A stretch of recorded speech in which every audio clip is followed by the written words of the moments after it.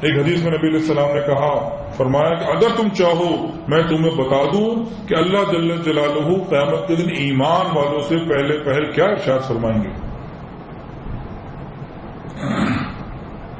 حق تعالی جل شانہ ارشاد فرمائیں گے، کیا میرے بندو تمہیں مجھ سے ملنا محبوب تھا؟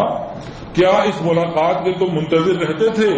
تمہیں میری ملاقات کا شوق تھا؟ اللہ یہ سوال کریں گے، عرض کریں گے اے میرے ہمارے رب، بے شک ہمیں شوق تھا کہ آپ کا دیدار ہو، آپ کی ملاقات ہو۔ ارشاد ہوگا کیوں یہ انتظار ہوتا تھا، کس بنا کے اوپر؟ عرض کریں گے ہمیں آپ کی مغفرت اور معافی کی امید تھی، ہمیں آپ سے مغفرت کی امید ہے اور معافی کی امید تھی، اس وجہ سے اللہ تعالیٰ ارشاد فرمائیں گے میں نے تم کو بخش بھی دیا اور معاف بھی کر دیا۔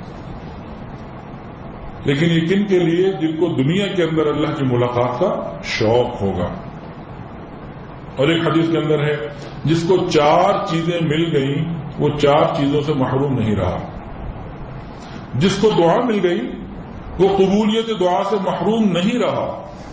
اللہ تعالیٰ ارشاد فرماتے ہیں ادعونی استجب لکم، مجھ سے دعا مانگو میں دعا کو قبول کروں گا۔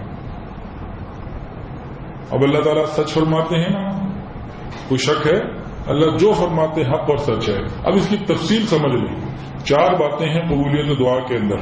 نمبر 1، جو مانگا ایز اٹ از مل گیا، اس کو ہم سمجھتے ہیں قبول ہو گئی۔ نمبر 2، جو ہم نے مانگا اللہ نے اس سے بہتر بدل عطا کر دیا، یہ بھی قبولیت دعا کی ایک شکل ہے۔ نمبر 3، ہم نے جو مانگا اللہ نے وہ نعمت تو نہ دی لیکن اس کے بدلے کسی آنے والی مصیبت کو جو ہم پر آنی تھی اس کو ٹال دیا، روک دیا۔